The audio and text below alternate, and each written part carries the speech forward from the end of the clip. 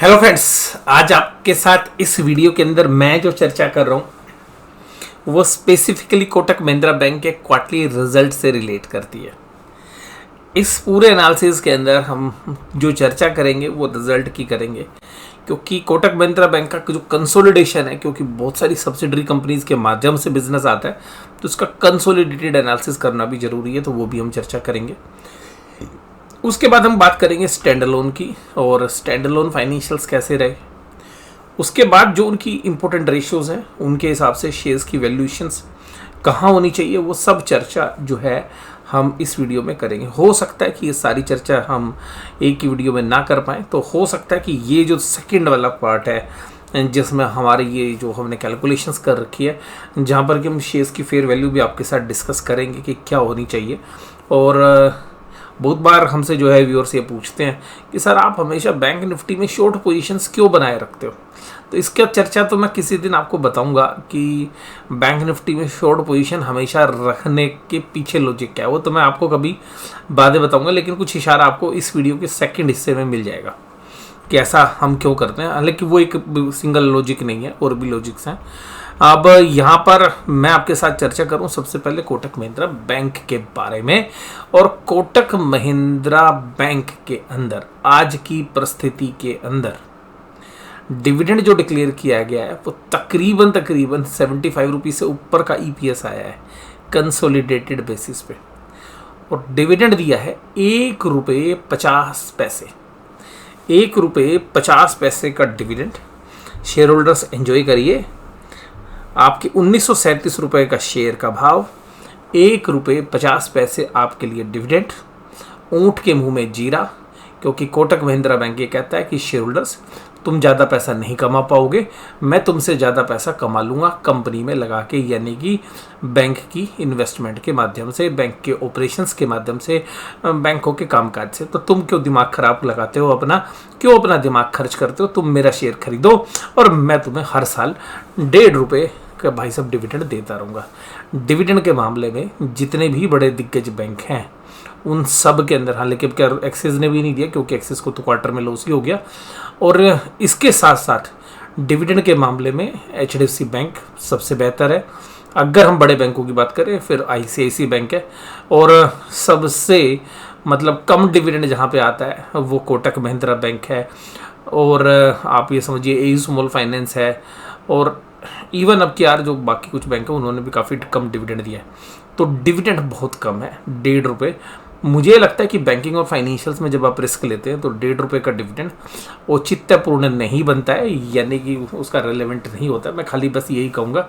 हालांकि मैं कोटक महिंद्रा बैंक में जो है पोजीशंस नहीं है मेरी इस समय पर, लेकिन जो है हमारी कभी कभी ट्रेडिंग पोजीशंस रहती हैं और बैंक निफ्टी के माध्यम से हमारी इनडायरेक्टली रहती हैं। और यहाँ पर ये है लिस्ट जो कोटक महिंद्रा बैंक की। हालांकि देखिएगा जब ये शेयर्स ना 1600 रुपये के आसपास या 1700 रुपये में आता है, ये मेरा फेवरेट बैंक हो जाता है उस समय पर इन्वेस्टमेंट के लिए, क्योंकि भाव भगवान है। आज है 1937 रुपये का भाव, तो 1937 यानी कि 1937 के भाव पे मेरे व्यू बदल जाते हैं अक्सर। तो हालांकि अब फाइनेंशियल परफॉर्मेंस कैसी है वो हम चर्चा करेंगे। तो सीधी सी बात है, जब कोई चीज़ सस्ती मिल रही होती है भैया हमारा व्यू अलग होता है, और जब थोड़ी सी महंगी हो जाती है तो हमारा व्यू बदल जाता है। तो स्पेशली ये ट्रेडिंग के अंदर होता है, और बैंक्स जो है ज़्यादातर बैंक्स ट्रेडिंग के ही टूल्स हैं। जो है बैंक्स लॉन्ग टर्म इन्वेस्टमेंट वाला टूल नहीं है। मुझे पर्सनली ऐसा लगता है हाँ ट्रेड करते रहो, बीच बीच में 2 महीने 4 महीने 6 महीने साल भर के लिए शेयर रखना है रख लीजिए, बट लॉन्ग टर्म बेसिस पर जो है बैंकों में पेनिट्रेशन होना है, मैं मानता हूँ, लेकिन बैंकों में उतनी ग्रोथ नहीं है क्योंकि बहुत सारी अपॉर्चुनिटीज़ दूसरे फिनटेक्स को भी आज की डेट में उपलब्ध है। अब बात करते हैं कंसोलिडेटेड बेसिस के ऊपर। देखिएगा बैंकों का ना पिछले 5 साल का सबसे बढ़िया समय चल रहा है। मैं आपको ये कहूँगा, और ये श्रेय जाता है गवर्नमेंट को, क्योंकि आईबीसी आने के बाद और जिस तरीके से गवर्नमेंट की सख्ती रही है, एनपीए या जो बैंकों का पैसा मारने वाले लोग हैं उनकी संख्या निरंतर घटी है, और सरकार ने कानून भी कुछ इस तरीके से बनाए हैं। तो उसके अलावा बैंकों का जो रेट ऑफ इंटरेस्ट साइकिल बढ़ रही है उसमें क्या है कि इनके पास जो पुराने डिपॉजिट्स हैं, पुरानी एफडी, वो अभी भी सस्ते रेट की हैं, और जो नए नए लोन जा रहे हैं वो ऊपर के रेट पे जा रहे हैं, और जो लोन पुराने भी होते हैं तो फ्लोटिंग वाले रेट्स होते हैं, तो रेट बदल जाते हैं। तो बैंकों के लिए मुझे लगता है कि इससे बढ़िया समय हमने अभी बैंकों में पिछले 5-6 सालों में तो नहीं देखा। बेस्ट टाइम जो है वो सभी बैंकों के लिए चल रहा है। कुछ बैंक अच्छा परफॉर्म कर भी रहे हैं उसको, लेकिन कुछ चीज़ें मैं आपके साथ चर्चा करूँगा कि भाई मुझे इन के अंदर क्या चीज़ जो है खामियां नज़र आ रही हैं, तो वो खामियों की भी बात करूँगा। देखिए, अब सबसे पहले बात करते हैं कंसोलिडेटेड बेसिस, क्योंकि देखिए कोटक महिंद्रा बैंक में ना आपकी एएमसी बिजनेस भी है, आपका इंश्योरेंस, जनरल इंश्योरेंस भी है, लाइफ इंश्योरेंस बिजनेस भी है, मोटा मोटी जो इनका जो इन्वेस्टमेंट रिलेटेड एडवाइजरी वाला बिजनेस है वो भी इसी के अंदर है, फिर इनका इंटरनेशनल बिजनेसेस भी है, तो और ब्रोकिंग भी इसी के अंदर है। तो कुल मिला के सारे बिजनेसेस का भी हम एक बार ओवरव्यू लेंगे। तो इन सब के बीच में आपको ये समझना पड़ेगा कि भाई रिजल्ट कैसे रहे। अब देखिएगा, पिछले क्वार्टर में रिजल्ट थे 11,000 करोड़ के, 11,000 करोड़ की इनकम थी, जो 11,981 हो गई इंटरेस्ट वाली अर्निंग्स। यहाँ पर अगर आप देखने की कोशिश करेंगे तो ये जो ग्रोथ है ये तकरीबन 9% के आसपास बनती है।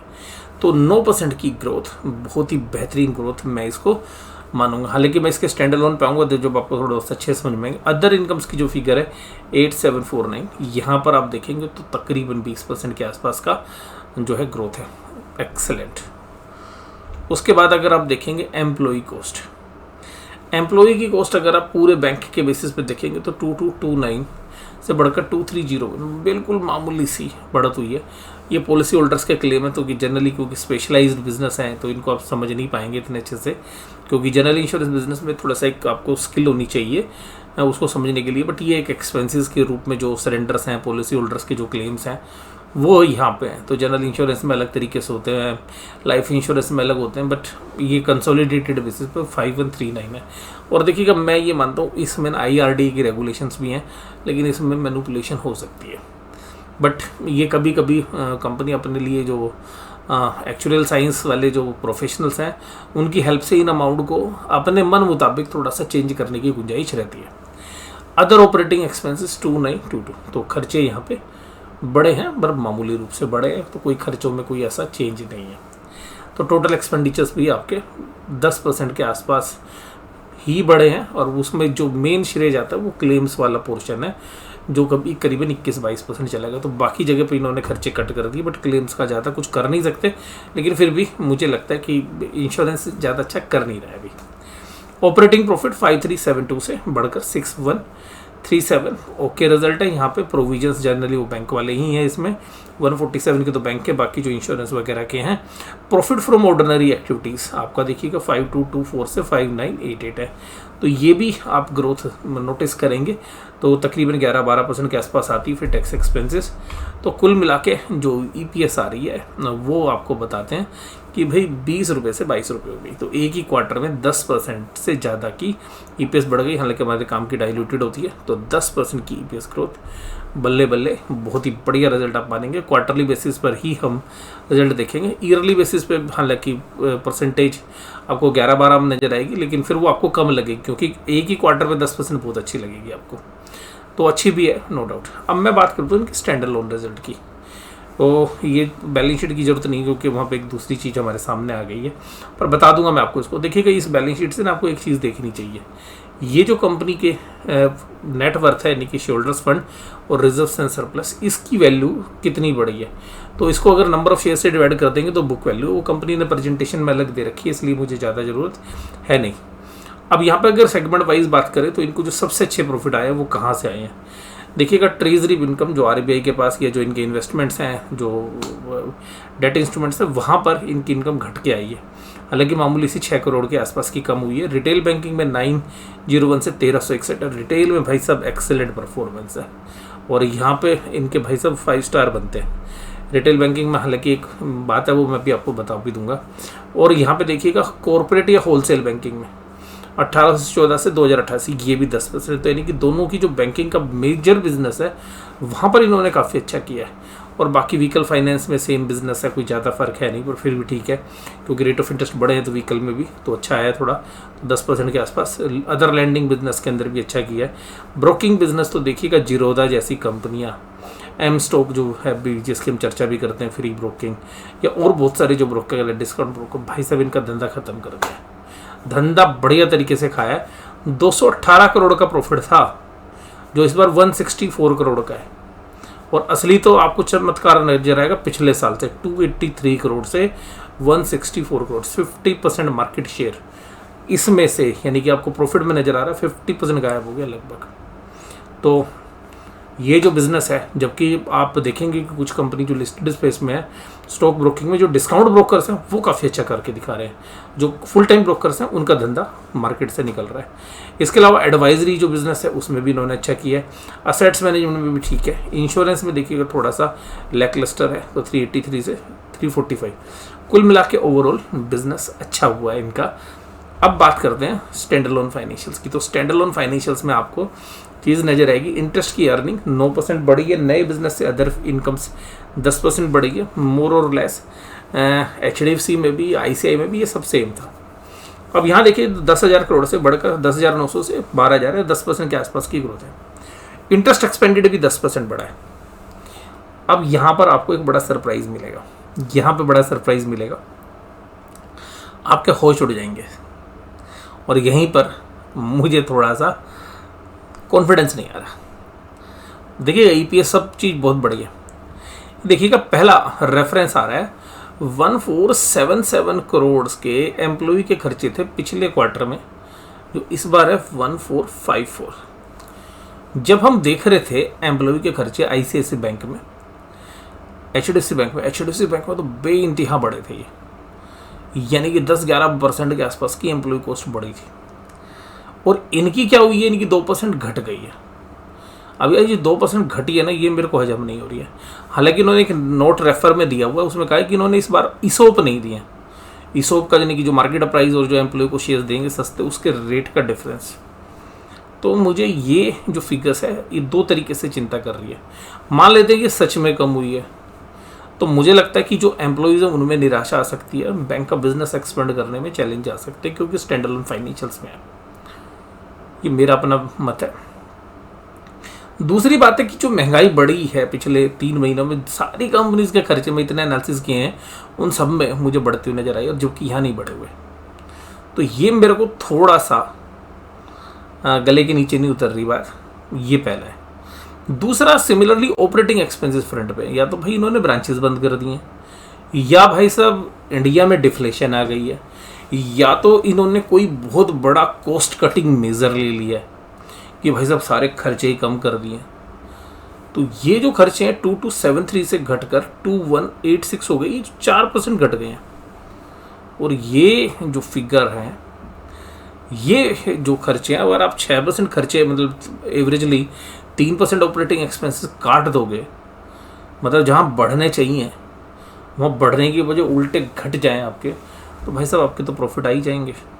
तो जो खर्चा है वो खाली इंटरेस्ट का बढ़ना था, और जो इंटरेस्ट का भी टोटल बढ़ना था, उसमें भी आपने जो बिज़नेस का साइज़ बढ़ा, जो आपकी लोन बुक बढ़ी, वो सब आपके तो उल्टा हो गया। उल्टा क्या हो गया, आपने सारे खर्चे सेव कर लिए। ये मुझे लॉजिकल नहीं लग रहा है, मेरा व्यू है। मैं इस के बारे में देखिएगा, क्योंकि हमारे पास तो एक डिटेल इन्फॉर्मेशन तो है नहीं, अब कंपाइल करके इन्फॉर्मेशन है। बट जब आप कॉन्फ्रेंस कॉल में सवाल पूछें तो मैनेजमेंट से इन दोनों क्वेश्चंस, ये 2 क्वेश्चंस बनते हैं कॉन्फ्रेंस कॉल के अंदर। जब भी बैंक की मैनेजमेंट की कॉन्फ्रेंस कॉल करेगी, उसमें ये 2 सवाल एज ए इन्वेस्टर आपको पूछने चाहिए कि भाई ये 2% या 4% का जो खर्चा कट हुआ है, ये खाली ईसोप की वजह से, कोई और भी मेजर्स लिए हैं, क्योंकि ये हमें डाइजेस्ट नहीं हो रहा। चलिए जी, लेकिन फिर भी देखते हैं। तो मैनेजमेंट अगर कोई बहुत सेटिस्फैक्ट्री जवाब देता है तो फिर वहाँ से एक बढ़िया कॉन्फिडेंस भी आपको मिल सकता है। ऑपरेटिंग प्रॉफिट्स के फ्रंट पर आप देखेंगे तो 3849 है क्वार्टरली, क्या गजब परफॉर्मेंस है। और वो परफॉर्मेंस आपके सामने है कि 16-17% का ऑपरेटिंग प्रॉफिट जंप है। और यहाँ पर आप EPS में भी देखेंगे तो जो प्रोविजंस है वो बड़ा कंट्रोल है, कोई NP जैसी स्थिति नहीं है। Profit from ordinary activities, income tax सब सेम लाइन में चल रहे हैं। उसके बाद आप EPS देखेंगे तो EPS आपके सामने आ रही है 14 रुपये से 17 रुपीज़ 39 पैसा, 21% के आसपास से भी ज़्यादा है। 21 क्या, मैं 21 का 23-24% के आसपास ये बन रही है। तो ये जो ग्रोथ है EPS की, इसके पीछे जो मैंने आपको बताई, तो आप कभी सोचेंगे नेट इंटरेस्ट या बैंकिंग बहुत बड़ी है।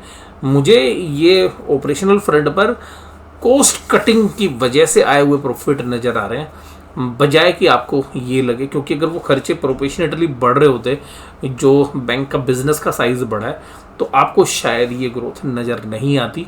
बट अगर इनके सेटिस्फैक्ट्री आपको जवाब मिलते हैं तो बहुत ही बढ़िया है। इसके बाद देखिएगा अगली वीडियो में मैं ये चर्चा करूँगा कि जो सारे फिगर्स हैं इनके हिसाब से कंपनी के शेयर्स की फेयर वैल्यू क्या होनी चाहिए, कोटक महिंद्रा बैंक के शेयर की प्राइस, और कोटक महिंद्रा बैंक ने पीछे क्या परफॉर्मेंस दी है, वो सब भी हम देखेंगे। तो अभी इस एनालिसिस में केवल रिजल्ट एनालिसिस हमने किया है, और इस रिजल्ट एनालिसिस में भी हमने सेगमेंट वाइज भी देख लिया है। और कुल मिलाकर जो मेरे मत हैं वो केवल व्यक्तिगत हैं, और इनको केवल एजुकेशनल पर्पसेस के लिए समझिए। कोई भी निवेश करें या निवेश करें, इन्वेस्टमेंट करें, डिसइन्वेस्टमेंट करें, तो अपने फाइनेंशियल एडवाइजर से सलाह लीजिएगा। मेरी बैंक निफ्टी के अंदर, क्योंकि कोटक महिंद्रा एक इंपॉर्टेंट कंपोनेंट है, मेरी कॉल ऑप्शंस भी सेल हो रखी हैं, पुट ऑप्शंस भी सेल हो रखी है। बट मोटा मोटी नेट पोजीशंस निकालने की कोशिश करोगे तो मेरी पोजीशंस मंदी की साइड में ही है, क्योंकि मेरी पुट भी बिकी हुई है, कॉल भी बिकी हुई है। ठीक है जी। तो लेकिन जो कॉल हमारी बिकी हुई है उनकी जो मात्रा है वो पुट की मात्रा से ज़्यादा तो नहीं है, लेकिन जो हमारी कॉल्स बिकी हुई हैं वो थोड़ी सी इन द मनी है, और जो पुट बिकी हुई है वो हमारी या तो एट द मनी है या आउट ऑफ द मनी है। तो इस वजह से अगर टोटल नेट पोजीशंस देखेंगे तो हमारी जो बैंक निफ्टी पोजीशन है वो नेचुरली मंदी की तरफ है। तो आप ये सोचेंगे भाई एनालिसिस आपने किया कि सर इस तरीके का है, हालांकि हमारा उसमें टाइम वैल्यू मनी रहता है, लेकिन हम एक डायरेक्शनल भी हमारा उसमें मूव है, तो वो डायरेक्शनल मूव हमारा मंदी की तरफ है एज ए डिस्क्लोजर। और सीधी सी बात है, हमारा पोर्टफोलियो रहता है, तो अगर बाजार गिरता है तो पोर्टफोलियो भी गिरता है, तो इसलिए हम हमेशा बैंक निफ्टी में एक मंदी की पोजीशंस रखते हैं। और दूसरी बात ये होगी कि सबसे हाई बीटा होता है वो, और तीसरा मुझे पर्सनली जो लगता है, मुझे लगता है कि जब तक बैंक निफ्टी 40,000 के ऊपर चल रहा है तब तक मुझे बैंक निफ्टी की वैल्यूएशंस महंगी लगती है।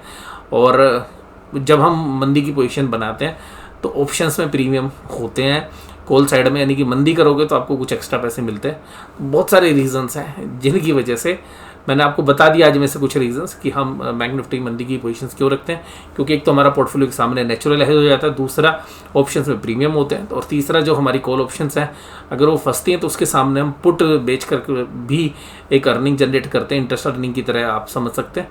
और हम अपनी पोजीशन का साइजिंग अपने हिसाब से रखते हैं, क्योंकि मैं ऑप्शंस खरीदता तो हूँ नहीं, वो खरीदते हैं तो खाली वो हेजिंग के लिए खरीदते हैं, मेजरली हम सेल ही करते हैं। तो अल्टीमेटली जो हमारा पर्पस होता है वो टाइम वैल्यू मनी और अपने पोर्टफोलियो को हेज करते हुए एक अर्निंग जनरेट करना होता है। तो ये वीडियो केवल यहीं पर समाप्त करते हैं। वीडियो कैसी लगी और लास्ट की जो चीज़ें हैं उनको अगर आप गौर फरमाएंगे तो हो सकता है कि आपके पोर्टफोलियो के लिए भी जो है फ्रूटफुल हो सकती हैं। और इस चर्चा में आपको क्या सीखने के लिए ये भी जरूर से कमेंट बॉक्स में बताइए। वीडियो देखने के लिए धन्यवाद। Thank you very much.